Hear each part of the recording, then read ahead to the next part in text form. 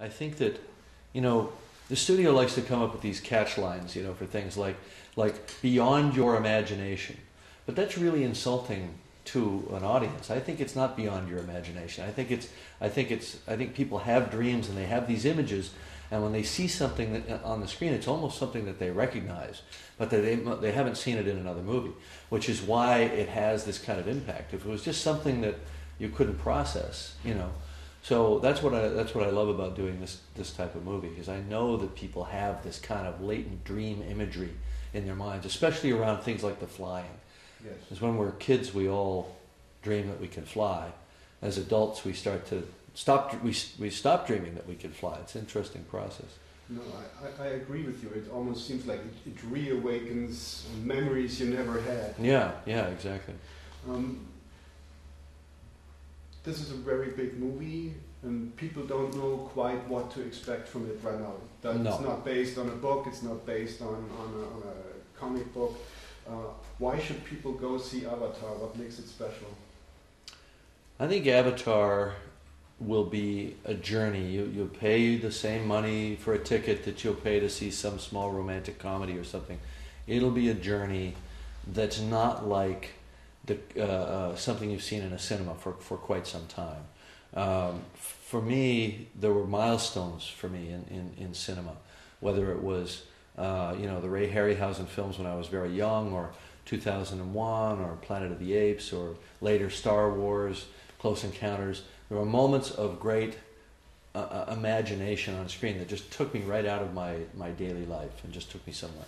And that's what I tried to do with this movie. That's why we threw everything we had at this, you know, between the computer-generated characters, the computer-generated world, the rainforests of Pandora, all the creatures, shooting it in stereoscopic 3D, which creates a heightened sense of an experience. What we wanted to do was take an audience on a journey to a place, into a world, that would just sweep them away with this sense of transport, and emotional transport as well.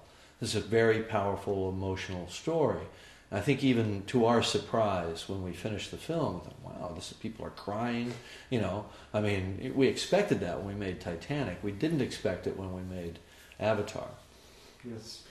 Talking about 3D, I mean, everybody's been waiting for that, for your movie, especially because of the 3D, because everybody's saying, well, this is the movie that's going to make or break 3D. Why do you think 3D is one of the tools for the future of filmmaking? I like the way you put that, because people have been using terminology like revolutionizing cinema. I don't think 3D is going to revolutionize cinema. I think 3D is an opportunity for us to up our game a little bit, to just do it better. In the same way that we brought in, you know, I didn't do it, but before my time, widescreen cinema. Before that, color, but color was really profoundly revolutionary. But widescreen cinema, digital sound, things like this that improve the experience, that heighten the experience. It doesn't change storytelling. It doesn't change directing. It doesn't change how the actors are going to work.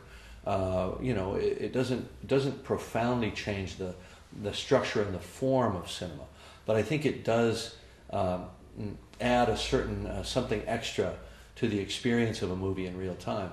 And I actually got to watch Avatar for the first time from end to end in 3D about 4 or 5 days ago. And I'd been sort of saving back so that I could have a kind of a fresh reaction. And I was kind of surprised that after a while I'd forgot that it was a 3D film. I know that the 3D was working subconsciously on me the entire time, but I wasn't consciously aware of it being a 3D film after the first 10 minutes or so. So I guess you might say good 3D is like good film music. Because good film music you don't hear. You know, as soon as you hear the music, you know there's something wrong. That's exactly right. Well, you know, in Psycho, when it goes, you know, you remember a specific musical moment, and it's okay to have a 3D moment that you remember. But for the most part, exactly like the score, it should be working on your consciousness at a low level. You know, and I actually used that metaphor the other day, because when I go see a movie, I rarely remember the music, but I know that it was there and that it was functioning properly, and that's what the 3D should be like. So I think what people might be looking to Avatar for is to find the balance in 3D, find its proper place in cinema. which is, of course, what we tried to do. Yeah.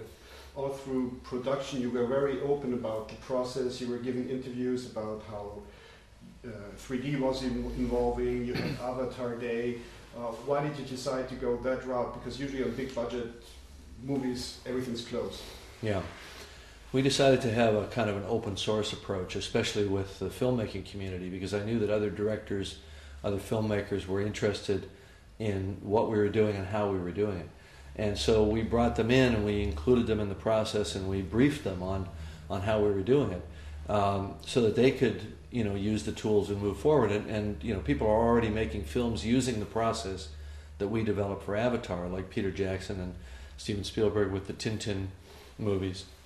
And others are using our stereoscopic camera system. So we just felt that we're going to be out here pioneering this stuff.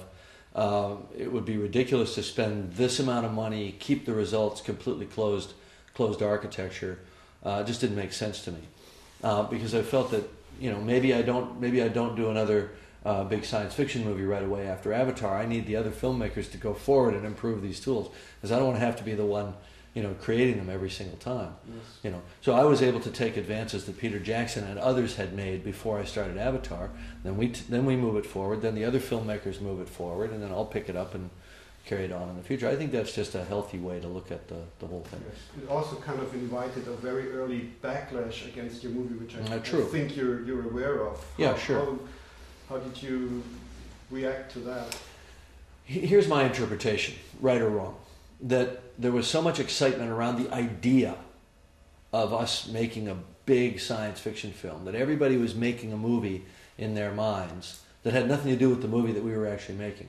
So Avatar Day was a necessary way for the fan audience to kind of recalibrate to the movie that we were really making and say, all right, guys, whatever you wanted this to be, it's not that, it's this, And so obviously some people responded favorably, some people responded negatively. Of course, only the negatives get picked up by the media.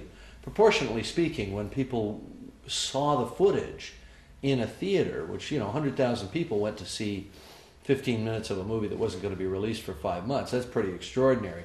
It's a good measure of the level of interest around the film. The exit reactions were very, very good, very positive, having seen the actual material. The response to the teaser trailer online was not as good. And so it really proved in a way that having done Avatar Day was an important thing. Because every movie gets a teaser trailer put online.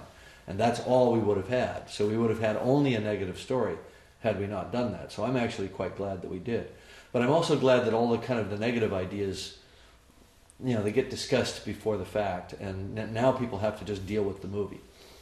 How's your reaction to the rumor of the $500 million budget?